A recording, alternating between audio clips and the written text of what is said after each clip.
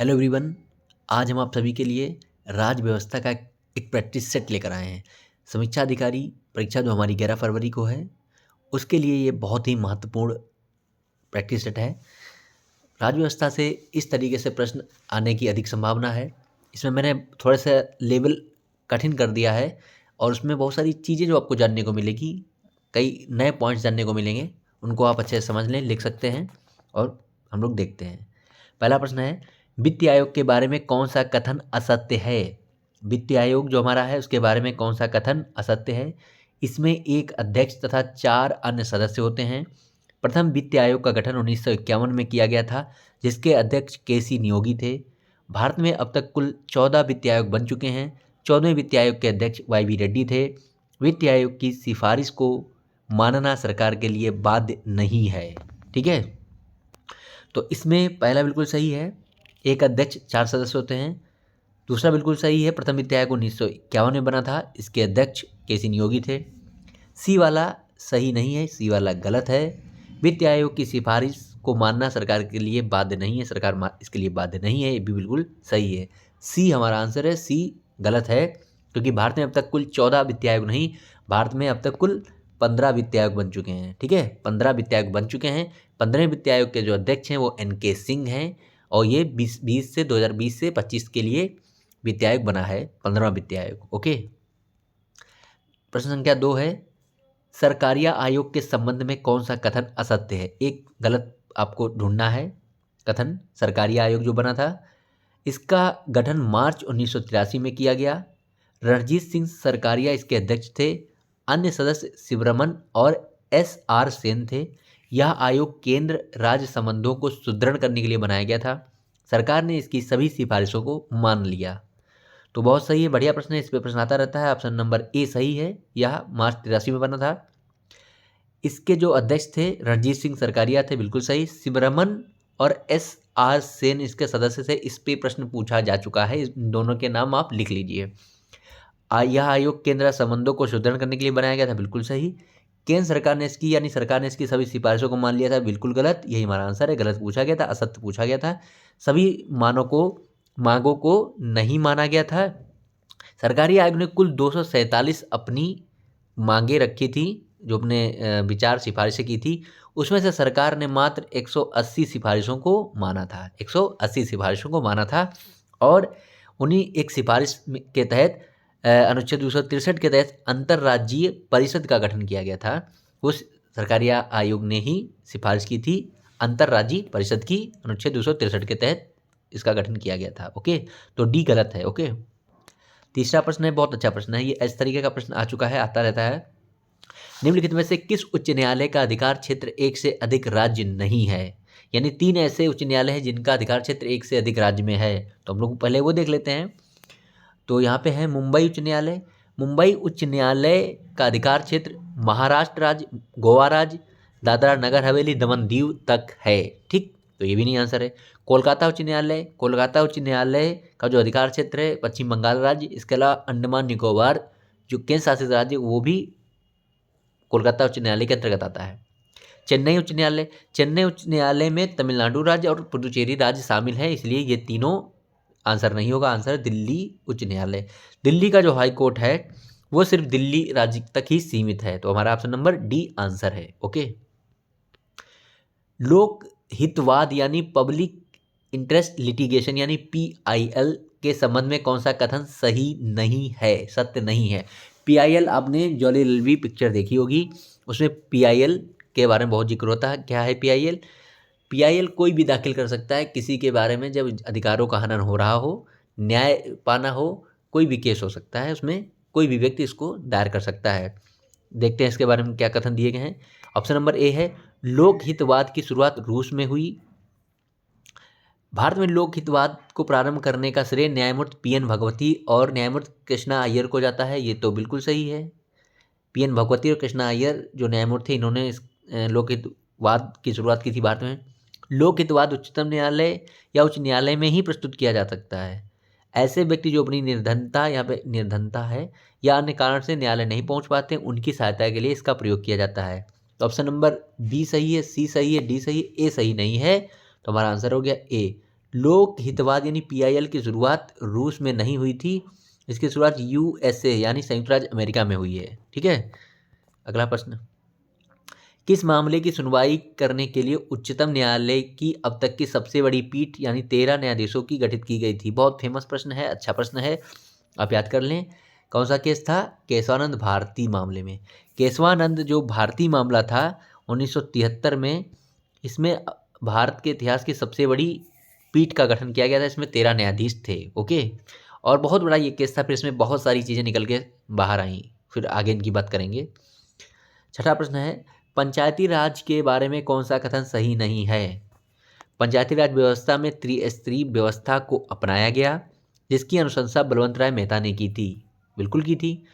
पंचायती राज व्यवस्था से संबंधित 74वां संविधान संशोधन अधिनियम 1992 में पारित किया गया। निर्वाचक नामावली में दर्ज नाम वाले व्यक्तियों को सामूहिक रूप से ग्राम सभा कहा जाता है। पंचायत के चुनाव कराने का निर्णय राज्य सरकार लेती है। ऑप्शन नंबर ए बिल्कुल सही है, ऑप्शन नंबर सी बिल्कुल सही है, डी बिल्कुल सही है और बी गलत है। 74वां संविधान संशोधन अधिनियम 1992 पंचायतों से संबंधित नहीं है। 74वां संविधान संशोधन अधिनियम 1992 नगर पालिकाओं से संबंधित है। ओके, ऑप्शन नंबर बी हमारा गलत है, ये हमारा आंसर हो गया। 74वां नहीं 73वां है, पंचायतों से संबंधित 73वां संविधान संशोधन अधिनियम है जो 1992 में पारित किया गया था। बाकी तीनों ऑप्शन सही हैं। ओके, सातवां प्रश्न बहुत अच्छा प्रश्न है, ये कई बार आया है। सामुदायिक विकास कार्यक्रम किस वर्ष प्रारंभ किए गए थे? सामुदायिक विकास कार्यक्रम का प्रारंभ किस वर्ष किया गया था? 1952 में। 2 अक्टूबर 1952 को सामुदायिक विकास कार्यक्रम की शुरुआत हुई थी। अगला प्रश्न है, निम्नलिखित में से किस केंद्र शासित प्रदेश में विधानसभा नहीं है? ये भी बहुत अच्छा प्रश्न है। केंद्र शासित राज्य ऐसे जहाँ पर विधानसभा है, तो हम लोग जानते हैं दिल्ली में अरविंद केजरीवाल जी मुख्यमंत्री हैं, दिल्ली में विधानसभा है। पुदुचेरी में विधानसभा है। जम्मू कश्मीर में विधानसभा है, लेकिन अभी काम वहाँ पे चल रहा है, चुनाव आगे होगा। ठीक, लद्दाख में विधानसभा नहीं है, जो कि केंद्र शासित प्रदेश है। हमारा आंसर हुआ बी लद्दाख। इसमें केंद्र सरकार केंद्र शासित राज्य है, पर ये विधानसभा नहीं है लद्दाख में। ओके, नवा प्रश्न है, कौन सा मिलान गलत है? बहुत अच्छा प्रश्न है। भारत का महान्यायवादी अनुच्छेद 76 बिल्कुल सही। राज्य का महाधिवक्ता अनुच्छेद 165 बिल्कुल सही। राज्यपाल की नियुक्ति अनुच्छेद 155 ये बिल्कुल सही। राष्ट्रपति का कार्यकाल अनुच्छेद 52 बिल्कुल गलत, ये हमारा आंसर हो गया, गलत पूछा गया था। और राष्ट्रपति का जो कार्यकाल है, राष्ट्रपति का कार्यकाल अनुच्छेद 56 में इसका वर्णन है। ठीक है, राष्ट्रपति के कार्यकाल का वर्णन जो है अनुच्छेद 56 में है। अनुच्छेद 52 में राष्ट्रपति का पद, मतलब राष्ट्रपति होगा भारत का एक, उसका वर्णन है। राष्ट्रपति का पद 52 में है, राष्ट्रपति का कार्यकाल अनुच्छेद 56 में है। ओके, बहुत अच्छा प्रश्न देखिए, 10वां मैंने बनाया है। भारतीय संविधान की 8वीं अनुसूची में निम्नलिखित में से कौन सी भाषा शामिल है? 4 ऑप्शन आपको दिए हैं, इनमें से कौन सी भाषा भारत की संविधान की 8वीं अनुसूची में शामिल है? 8वीं अनुसूची, इसमें क्या है? भाषाएं हैं, भाषाएं शामिल हैं। अब कौन सी इसमें से है? अवधी नहीं है 8वीं सूची में, नेपाली है, अंग्रेजी नहीं है, भोजपुरी नहीं है। ओके, नेपाली भारतीय संविधान की 8वीं सूची में है। ठीक है, और इसे कब शामिल किया गया है? 71वें संविधान संशोधन अधिनियम 1992 द्वारा शामिल किया गया है। 3 भाषाएं शामिल की गई थी, कोंकणी, नेपाली, मणिपुरी। ठीक, 71वें संविधान संशोधन अधिनियम 1992 द्वारा। ठीक है, अंग्रेजी वहाँ 8वीं अनुसूची में नहीं है, भोजपुरी नहीं है, अवधी नहीं है। भोजपुरी को शामिल करने की कई बार बात उठी है, लेकिन अभी शामिल नहीं है। 11वां प्रश्न देखिए, बहुत अच्छा प्रश्न है। कौन सा मिलान गलत है? एक तरफ अनुसूचियाँ हैं, दूसरी तरफ उनके अंतर्गत जो विवरण है उसके बारे में है। दूसरी अनुसूची, तो दूसरी अनुसूची में जो है पेंशन, वेतन और पेंशन भत्ते हैं। ठीक है, ये है, बिल्कुल सही है। 1 मिनट। ठीक है, तो दूसरी सूची में पेंशन, वेतन, भत्ते हैं, ये बिल्कुल सही। तीसरी सूची में शपथ प्रतिज्ञान है, बिल्कुल सही। चौथी सूची में लोकसभा में प्रतिनिधित्व, बिल्कुल गलत। 7वीं सूची में शक्तियों का विभाजन, बिल्कुल सही। ऑप्शन नंबर हमारा सी सही है, मतलब आंसर है, क्योंकि ये मिलान गलत पूछा था, मिलान गलत है। चौथी अनुसूची में लोकसभा में प्रतिनिधित्व नहीं, राज्यसभा में प्रतिनिधित्व का वर्णन इसमें किया गया है। चौथी अनुसूची में राज्यसभा में प्रतिनिधित्व का वर्णन है। ओके, 12वां प्रश्न, निम्नलिखित में से अनुच्छेद 21 के तहत क्या शामिल नहीं है? बहुत ही अच्छा प्रश्न है, इसको समझ लीजिए, देख लीजिएगा। सबसे पहले अनुच्छेद 21 क्या है? अनुच्छेद 21 प्राण एवं दैहिक स्वतंत्रता से संबंधित है। ठीक, अब इसके तहत क्या शामिल नहीं है? अपनी मर्जी से किसी के साथ शादी करने का अधिकार, जीवन जीने या मरने का अधिकार, प्रदूषण मुक्त जल और वायु के उपयोग का अधिकार, एकांत का अधिकार यानी राइट टू प्राइवेसी का अधिकार। तो पहला सही है, सी सही है, डी सही है। अपनी मर्जी से किसी के साथ शादी करने का अधिकार अनुच्छेद 21 के तहत आपको मिलता है। प्रदूषण मुक्त जल और वायु के उपयोग का अधिकार अनुच्छेद 21 के तहत ही मिलता है। एकांत का अधिकार राइट टू प्राइवेसी भी अनुच्छेद 21 के तहत है। जीने का अधिकार तो है अनुच्छेद 21 के तहत, लेकिन मरने का अधिकार नहीं है, इसलिए बी गलत है। तो यही हमारा शामिल, यही हमारा आंसर हो गया। 21 के तहत क्या शामिल नहीं है? मरने का अधिकार। तो बी में ये बात लिखी थी, इसलिए बी हमारा गलत है, बी हमारा आंसर हो गया। ठीक है, यानी आप अपनी मर्जी से जी सकते हैं पर आप अपनी मर्जी से मर नहीं सकते हैं। आत्महत्या करना ये अपराध माना जाता है। ठीक है, तो अनुच्छेद 21 के तहत मरने का अधिकार शामिल नहीं है। इस पर कई बार विवाद हुआ, पर अभी वर्तमान में मरने का अधिकार अनुच्छेद 21 के तहत शामिल नहीं है। क्षेत्रीय परिषदों के संबंध में कौन सा सत्य नहीं है? ठीक है, इस सबको देखें, अगर ये सत्य है या सत्य नहीं, ये बहुत इंपॉर्टेंट चीज़ है। हम लोग इग्नोर कर देते हैं पेपर में और टिक मार देते हैं, गलत हो जाता है। क्षेत्रीय परिषदों के संबंध में कौन सा कथन सत्य नहीं है? क्षेत्रीय परिषदें संवैधानिक संस्थाएं हैं। भारत में कुल 5 क्षेत्रीय परिषदें हैं। मध्य क्षेत्रीय परिषद का मुख्यालय प्रयागराज में है। क्षेत्रीय परिषदों के गठन का अधिकार राष्ट्रपति को है। भारत में कुल 5 क्षेत्रीय परिषदें हैं, बिल्कुल सही।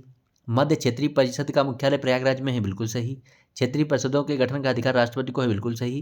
क्षेत्रीय परिषदें संवैधानिक संस्थाएं नहीं, बिल्कुल गलत है, यही हमारा आंसर हो गया। गलत पूछा गया था। क्षेत्रीय परिषदें संवैधानिक नहीं है, वैधानिक हैं। इनको एक अधिनियम द्वारा, राज्य पुनर्गठन अधिनियम 1956 द्वारा गठित किया गया था, बनाया गया था क्षेत्रीय परिषदों को। ऑप्शन नंबर ए हमारा आंसर है, ये कथन सत्य नहीं है। 14वां प्रश्न देखिए, भारतीय पंचांग जो शक संवत पर आधारित है उसे कब अपनाया गया? तो 22 मार्च 1957 को अपनाया गया था। याद कर लीजिए, समझ लीजिए अच्छे से, प्रश्न आता है भारतीय पंचांग जो शक संवत पर आधारित है उसे कब अपनाया गया था? 22 मार्च 1957। बहुत अच्छा प्रश्न है ये। 15वां, 1773 के रेगुलेटिंग एक्ट निम्नलिखित में से कौन सा प्रावधान नहीं था? रेगुलेटिंग एक्ट में निम्नलिखित में से कौन सा प्रावधान नहीं था? ऑप्शन नंबर ए है, बंगाल के गवर्नर को तीनों प्रेसिडेंसियों का गवर्नर जनरल बना दिया गया था, बिल्कुल सही बात।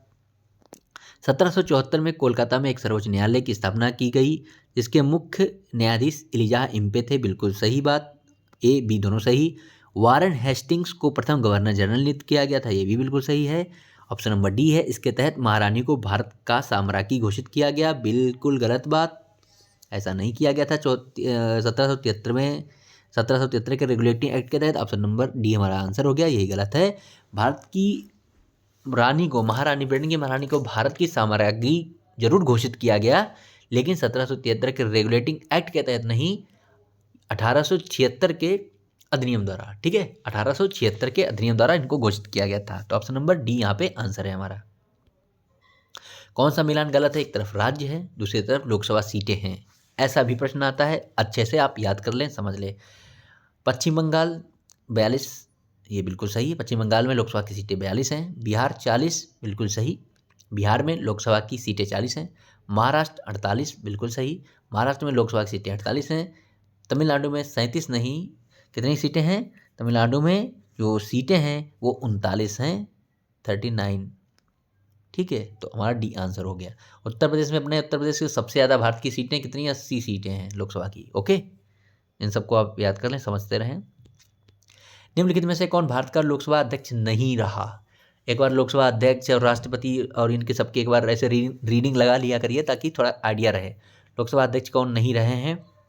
नीलम संजीव रेड्डी थे, डॉक्टर बलराम झाकड़ थे, पीए संगमा थे और मुरली मनोहर जोशी नहीं थे, यही हमारा आंसर है। ओके, पीए संगमा आदिवासी थे, ठीक है, एसटी जो थे लोकसभा अध्यक्ष थे वो, मुरली मनोहर जोशी लोकसभा अध्यक्ष नहीं थे।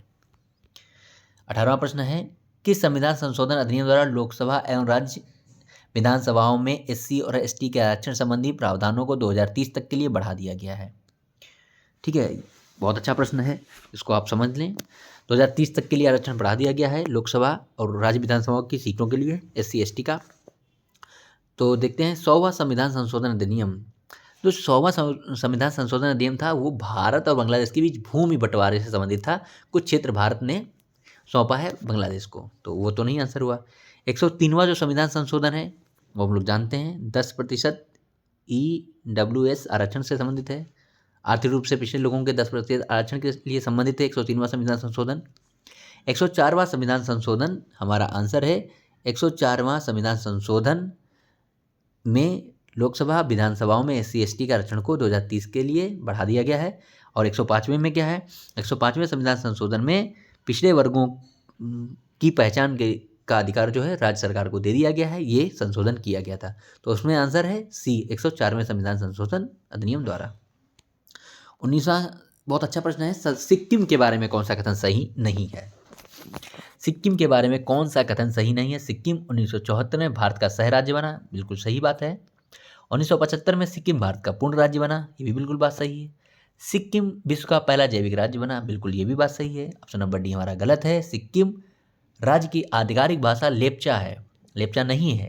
हालांकि एक भाषा है लेप्चा वहाँ पर सिक्किम राज्य की आधिकारिक भाषा लेप्चा नहीं, आधिकारिक भाषा ऑफिशियल लैंग्वेज अंग्रेजी है। ओके, सिक्किम की ऑफिशियल लैंग्वेज अंग्रेजी है, इसलिए ये सही नहीं है, ये हमारा आंसर हो गया।